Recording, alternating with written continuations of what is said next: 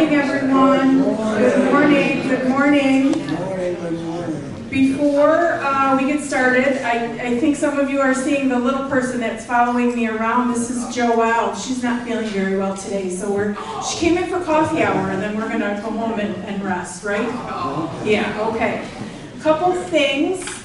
Allison is doing very well. She had the baby last Friday. Adeline, Mary, she's doing very well. Both mom and baby are home and getting settled, so congratulations to them.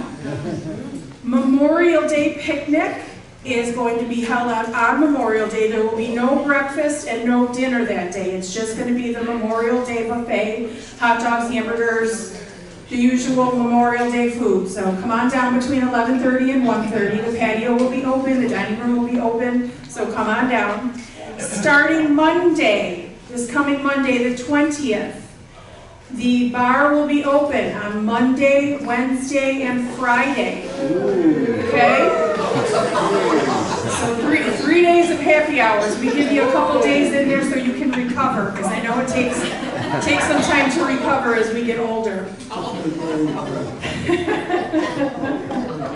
Okay, and with that, I'm going to bring up Matt Lawless, who's going to introduce our speaker. Matthew?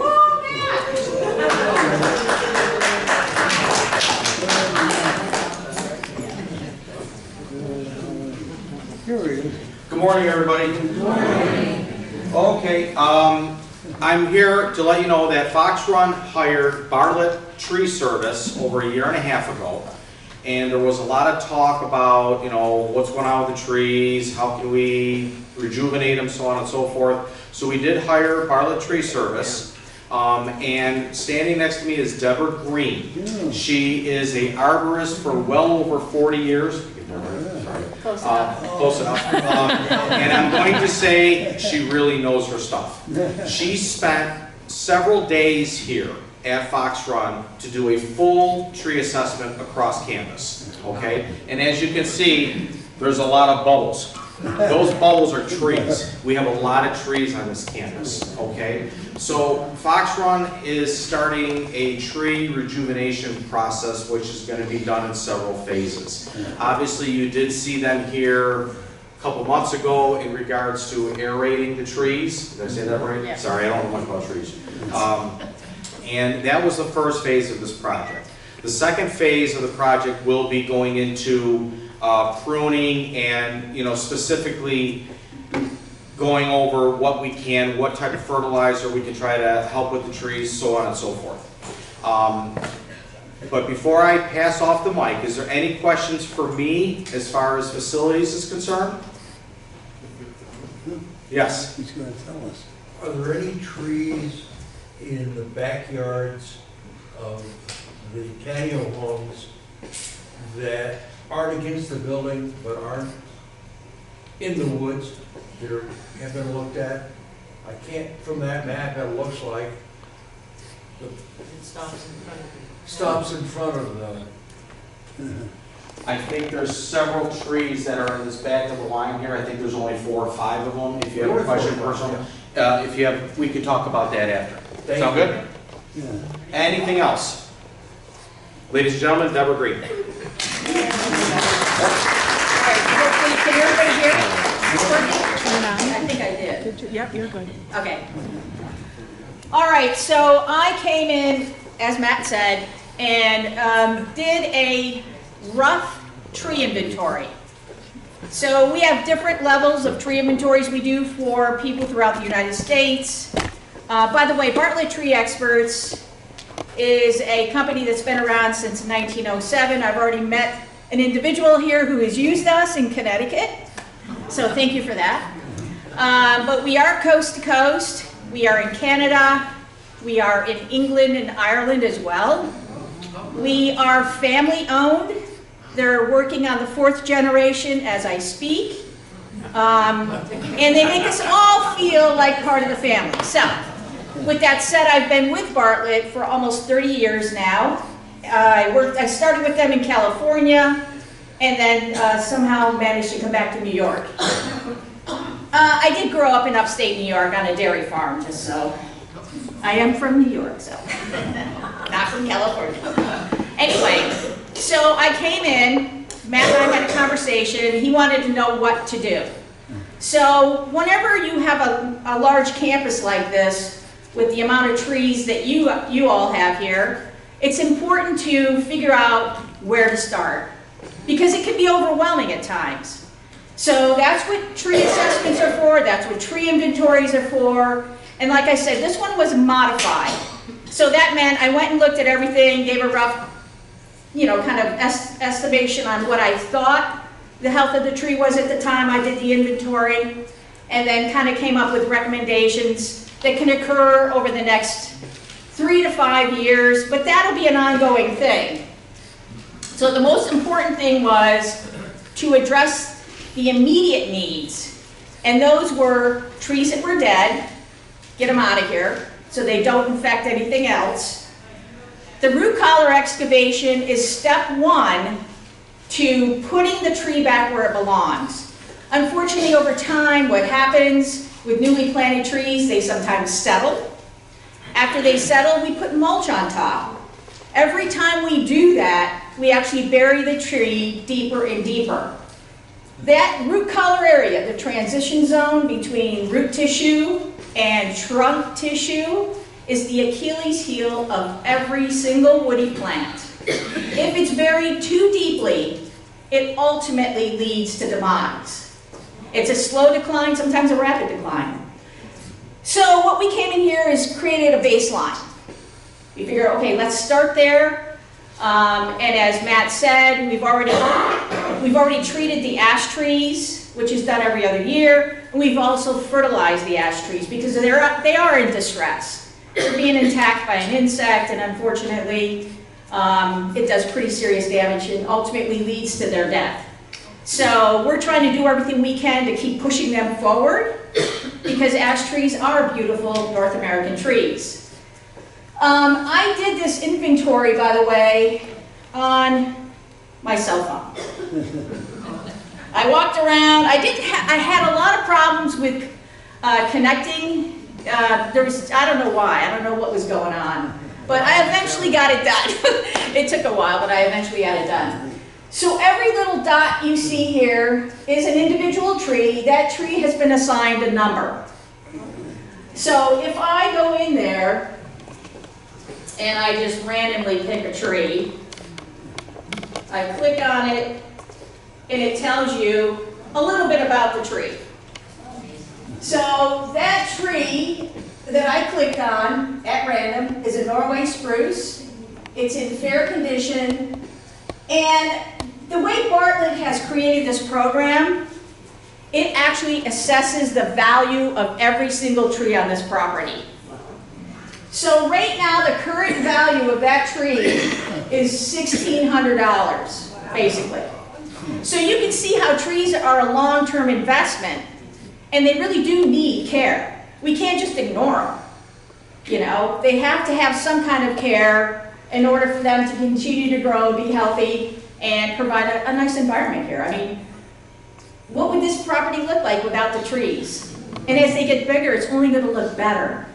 So the whole goal is to keep them going. And I chose phase 2 for this tree because it really didn't need anything right now, but we want to keep an eye on it. Norway spruce aren't really prone to what we call needle cast fungus, which kills Colorado blue spruce. They can get it, so we just want to keep an eye on it, over the next several years and see if it's still healthy and staying healthy, then we probably won't have to do much to it. So I created a report for Matt. I'm just going to go in here, hang on a minute.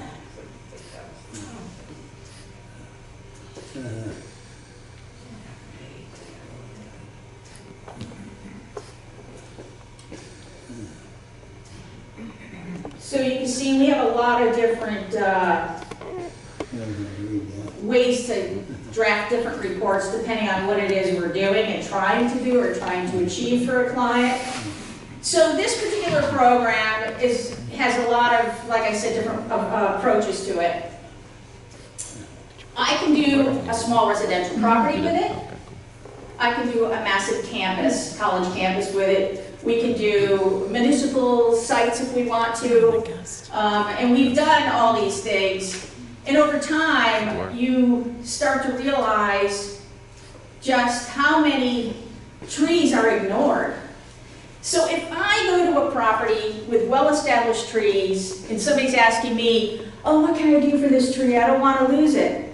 Well, unfortunately, if we don't start when the tree's a baby like these and really help their structure be strong so they can withstand wind, storms, all these things, then by the time I get to the mature tree, now all of a sudden you want me to cut off branches that are really unreasonable to cut off.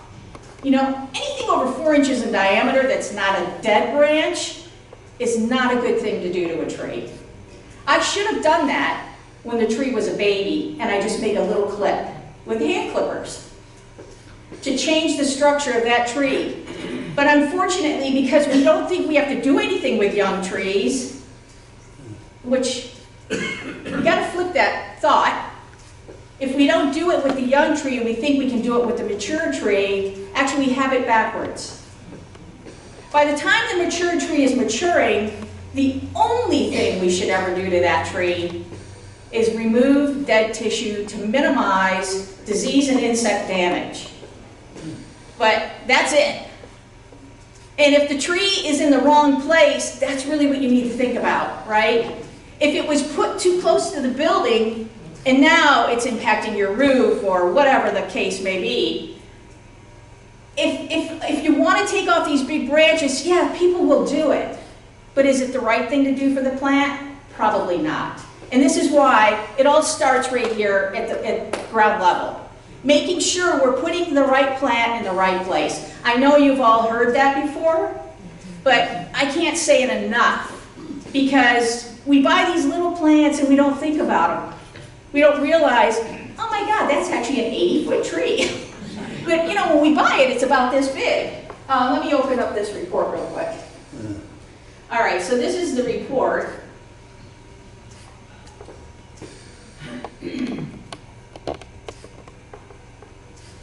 And I'm just going to show you, let me buzz through this. So here is the list of all the trees. So every tree that I looked at has something said about it. Just so everybody knows, there are copies of this tree assessment located upstairs in the library. So if I go, let's see, how many trees did I actually look at? And no, I didn't get every tree on the site. I was focusing on things that are in the more common, 336 trees. I was focusing on things that were in the common areas and trees that, you know, are meaningful to the property.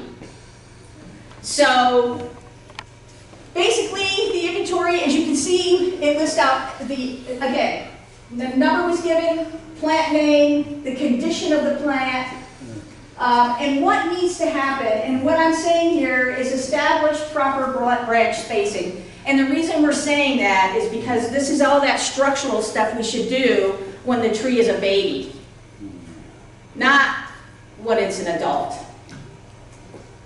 Right? I mean, if we think about our lives, what's infecting young children now, we're trying to teach them things so that they grow up to be good adults.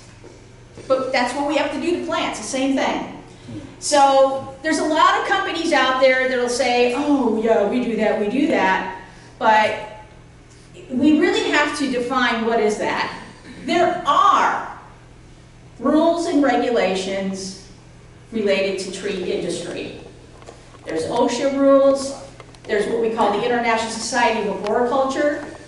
That is an international group that we're members of, and that group helps dictate how trees should be cared for from a young age to an adult. And if people aren't members of that or aren't certified, qualified in some way, you really need to stop and say, wait a minute, are you really the right person for this? And this is why, you know, we do these inventories and also make presentations to people so that everybody understands. As long as everybody's on the same page, if you're comparing A to A, we're good. But if you're comparing a C company to an A company, that's why there's this gap. And unfortunately, I've only been in this area for about 1.5 years now. I worked on Long Island for the last 25 years for Bartlett before coming here. And I was a little shocked at the lack of care of the trees here. I was like taken back by it, that there wasn't a higher level of care. It's so easy for people to say, oh, just take the tree down, but we can't keep taking trees down and not replacing them. So, with that said, that's why we're here. We're going to keep these trees as healthy as we can. We're going to let Matt know if something needs to be replaced and why. Because the why is always important to make sure that the tree we select next time has the ability to survive. As you all know, there's a lot going on in this world with tree loss, and it's everywhere. It's not just the United States. It's everywhere. There's a lot of trees dying because there's a lot of invasive diseases and insects that are out there taking advantage of trees, and a lot of it has to do with the conditions have changed for them. And we have to help them survive. So we're here to help you all move this property forward and keep it healthy and alive. And yeah, that's my job. So at this point, I would just say, if anybody has questions for me, to please ask the questions. Yes? Pick a tree type, I don't care, any one of them. Okay. And what would you consider a juvenile tree? Not baby, not adult. What do you call juvenile in, say, an elm tree?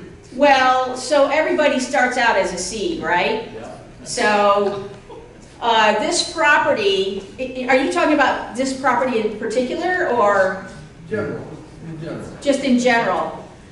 Well, when I say a young tree, what I'm talking about are plants that are within that 20-foot mark, right? From newly planted up to that about 20 feet, where we can really still make some serious changes to that canopy without being too injurious to the plant itself. So 20 feet. I would say 20 feet would be my max on it. Once you get over that and you start getting into the 30-foot bracket or higher, you're talking more mature tree. Now, realize maturity of a plant is based on species too, kind of like what you were alluding to, because some trees grow rapidly and some trees grow slowly.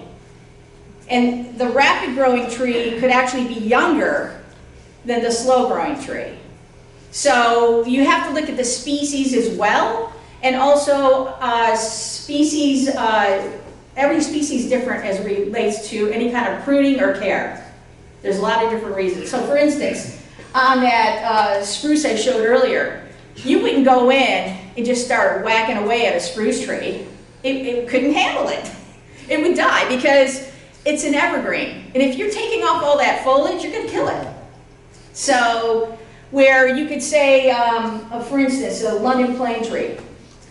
A London plane tree, you could go in and be a little more assertive perhaps in the branching structure than you would ever think to be on a Norway maple, and it'll be perfectly fine. I mean, a lot of the London planes you see like in Europe and whatnot, they've done a lot of what they call pollarding to them, where they make these knuckles, but you gotta realize that knuckle is a contained area that cannot be invaded by disease or insect. The tree is really walled off that area, and it just puts out little sucker growth every year. And that's what makes that canopy. Then every fall, they go in there and they clip off those suckers, then the next year it reoccurs again. But they're never cutting into that knuckle. If you're heading that off every year, then you're introducing disease, microorganisms, and insects into that wound. So it's complicated. It's biology. They're living things. They breathe, they have respiration. I still think they have a bit of a heartbeat somewhere because they do have the ability to pull things out of the soil up into their canopy. I mean, they're amazing plants, right? And this is any woody plant, even a shrub. What's a shrub? It's a small tree. What's a tree? A large shrub. I mean, really, that's really what it is. So, yes? 2 questions. How are you coordinating with our landscape people who don't know anything about trees? And what is your timetable for trimming dead branches? So, coordination is through Matt and myself. And then, for instance, when we were doing the air spading here, Matt's team was very involved in that. My guys were talking to them about what they were doing, why they were doing it, and boy, I know they were learning a lot. As far as pruning, most of the pruning we'll do here will occur between fall and in winter. That's when we like to do our dormant pruning, and that's when we'll remove things like dead branches and start making structural corrections to trees. Yeah. Yes. We have a oak tree behind our patio home that has gall. Is that a problem? Well, it depends on which one it is. There are hundreds of gall makers. So it's not necessarily a problem with that in this case. You don't know. I don't know. I'd have to see it. Right. Because that tree, that area was not listed as an inspection area under that. Right. I didn't go behind the buildings. That's what it is. Yeah. Yeah. But is that your tree, or but does it belong to Fox the? Run. Fox runs. Okay. I mean, I could add trees to this. It's at number 614 behind there. All the 600s. Yes, sir. 2 questions again. Number 1 is, what's the difference between an arborist and a forester? So an arborist, okay, so arborist is a general term for any individual working in the field of arboriculture. And arboriculture is the study of woody plants. There's a different level, though, of arborist. A general term is anybody could be in the field of arboriculture. Doesn't mean they're qualified to move to the next level, right? So there's a certified arborist, which is the next level, meaning you've gone through specific training and you are now, you have actually a license. And you have to get continuing education credits to maintain that. Then there's the board certified master arborist. That's the next level of certification. We call that a BCMA. That's what I'm, a BCMA. And that takes even more time. You have to have X amount of time in the field before you can even take that exam. And again, you have to have, you can double the continuing education credits to renew that. So it's just a higher level credential. And then there are a whole sidebar would be the registered consulting arborist. They strictly do consulting. And they also go to court a lot for litigation over tree issues, right? So if anybody ever asks me, oh, could you consult for me on your tree? Well, I'm going to ask you, are you going to court? Because if you're going to court, I am not your person. I've chosen not to go down that road because I don't want to be in court. That's not my thing. Yes? You didn't say forester. Oh, forester. So a forester is somebody who works in the forest. Their view of trees is way different than our view of trees. Yeah. We're urban forestry technically. Right.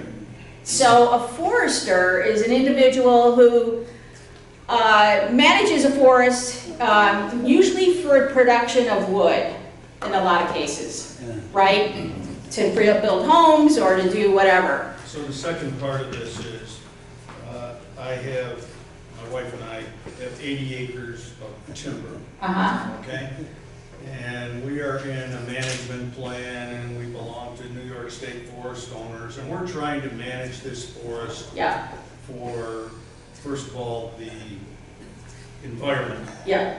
Second of all, for ourselves and the beauty of it, and then third, obviously economically, to try to sustain forestry, Right, because it's costly, whatever you're doing. yeah.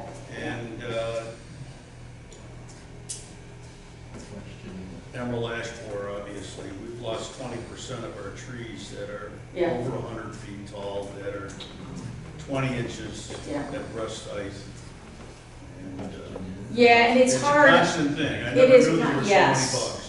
Yes, and disease, yes. And in your case, unfortunately, it's just not cost effective to try to treat. I mean, it would be one thing if you had specific trees you wanted to save, then you would treat them, but yeah, it becomes very, When do you think that time is, as long as we're talking about emerald ash? I mean, if they're still leafing out at the top, or when Well- the leaves are growing down at the bottom? okay, so a tree can survive quite a while with a borer in it. And this is not just ash trees. Unfortunately, it's a ticking time bomb. And particularly in this area, it's a serious ticking time bomb.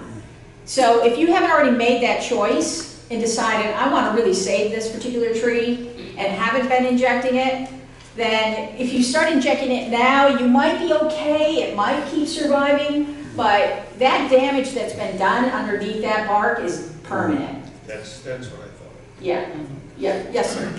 Okay. Very good. Have you identified any trees that are in the wrong place? And if so, what do you do about it? Good question. So, we all know that in a commercial property like this, there's always going to be some conflict. Whether it be a sidewalk, a parking lot, or a building, right? So you have to kind of weigh it out. So there are things to be done, right? So like in a parking lot, as the tree grows, it may grow in height, which is great, but they also spread. So the ones that spread, we have to maintain X amount of space for one, the right-of-way, and then two, for people parking their vehicles. Sidewalk, that spacing could be less because, obviously we're walking, we're shorter, we don't have to worry about, particularly me. Like, I don't know why people need to have their trees up so high, I understand it. But, there's a lot of conflict, to say the least. Is the tree in the wrong place? At some point, you just have to kind of like realize it. If we've done the best we can to plant that tree, did we choose the right species for that location? That's the question. I don't know. We'll see. Like, is an ash tree really appropriate in a parking lot? I don't know. Probably not. So you'd want something a little more vertical. Yes? When you did your survey, did you survey the trees that were in the back of the patio homes? No. That's what I thought. Yeah, it doesn't mean I can't. I can add to them. Absolutely. Oh, yeah. There's an awful. There are patio homes, you were inside that triangle, you did do those. Oh, yes, I did do those. Yes, Yeah. you did do those. Yeah. The ones Did I that give yours he was then? talking about were the ones at the back of the property along. Oh, along the perimeter. No, I didn't go along the perimeter. I stayed inside the perimeter, but I did do anything that's internally, I did. Yeah. Yes, sir. How do you handle the fact that the drainage is terrible here and that you have clay soil? You have to select the trees to account for that. Right. Well, as we know, a lot of Western New York State is clay. So, you can't really limit it by that. As trees age, they break up soil as their roots go out, which is helpful to them. We add organic matter to that soil. That organic matter helps to break things up. My bigger concern isn't so much the clay, but it's the compaction that's the biggest limitator. And that's commonplace in an area like that. What are you going to do? They come in with these big machines, they strip everything off. You can just go down any road where they're building a home, it's the same thing. I don't care where you are in the United States. It's the same thing. Every site gets cleared off, all that beautiful topsoil gets stripped off. Now, I know in some places they've stopped allowing the topsoil to be removed from the site. It has to stay on site and be put back. But in the meantime, everything under that is now compacted. And compaction is permanent. And that can lead to poor drainage. So then you have to do all this mitigation for moving water off the property. But we use air spades, and the first step was what we did for you all with the root collar work. We have other programs where we go even further than that, where we actually till the soil and try to recreate a much more habitable site where we can get good absorbing root growth and push the tree to take over after that, you know. Yes? You talk about putting organic material back Right. in the soil. How do you view, and what would be your suggestion, the mulch material that's everywhere in our gardens and around all our trees? Is what we're using now suitable for creating organic matter? Yeah, that seemed good. It was good. Yes, yes, it's good. Okay. Yeah, Again, back to the selection process. yeah, If you know there's biomes where when there is a certain type of tree grows well and others won't. right, So it would have to be taken into account here. right, Because it is so influential. yes. It's really a bad site for trees. Well, any commercial site that's been done, this has been done to it, is not a good site. I mean, any residential property too, where you've got these kind of impacts. And yes, you're right. Is it better to put a tree that can handle higher moisture in an area where, yes, but is it the right plant for what's happening around? That's the question too. There's a lot to think about. Because maybe there's a building, it's going to be, so if you put a willow tree, you know, think about this for a minute. If I put a willow tree in an area that's wet, but it's too close to the building, there's still going to be conflict, right? Maybe a bald cypress, but I don't think they do well here. So there's a lot of trees that do well in water, doesn't mean they're going to do well here in Buffalo area or in Western New York. Yes? You mentioned a 5-year plan. Do you have a definition of what that plan involves, a timeline for what you're doing? Right, so Matt has the full report in his office, and in there I try to figure out what needed to be done, like, and I'll say just for hypothetical, like today. What needed to be done today? What can wait for a year? What can be delayed for 2 years? And it's just a matter of looking at budgets and saying, where can we go? Where do we need to go first? Solve those problems, and then everything else we'll start looking at later on down the road. And so the whole goal of this is to get you on a place where your expenses are more moderated, to where you're maintaining something rather than reacting to it all the time. Because if all you're going to do is react to something, it's going to cost you more money. That's where we are right now. Right, and we're on a good start here of getting you to a more neutral area, so you're proactive versus reactive. Like we're paying attention to things so that we can solve the problem right away before it becomes widespread. Yeah. I'm so grateful that you're here. Well, thank you. and grateful for your knowledge and your attention to a place where trees are valued. Yes. Yeah. And as you say, we need to take care of them. Yeah, absolutely. I really am deeply thankful for your being. Well, thank you. I appreciate that. Yes. With all of this, and I'm totally ignorant on trees, this is fantastic. I thank you for coming. We're getting into an expansion, of course, we don't know when. Right. Is that taken into consideration? Yes, it has been. All of your stuff. Yes. Okay, thank Yeah, you. you're welcome. Yeah. Yes. Could you repeat questions when they come from the back? Because we Okay. can't hear them in the front.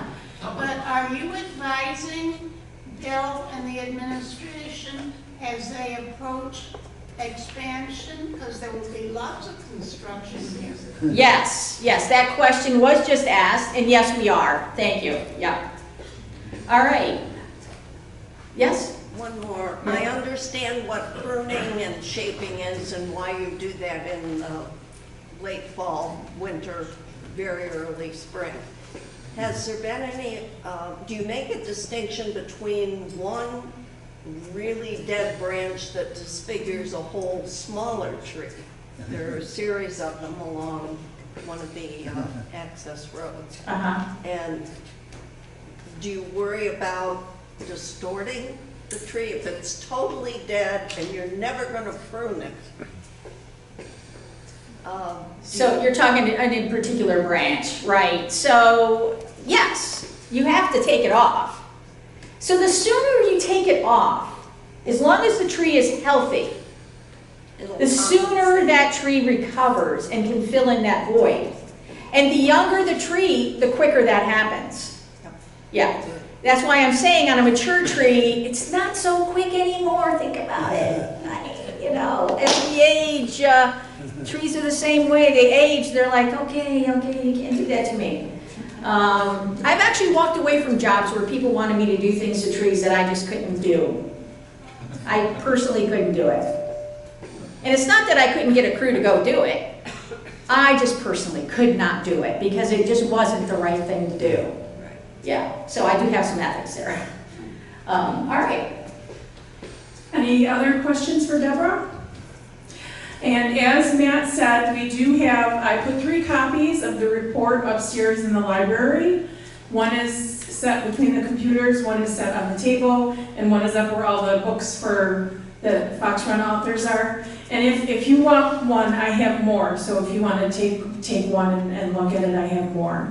So Deborah, thank you very much. And thank you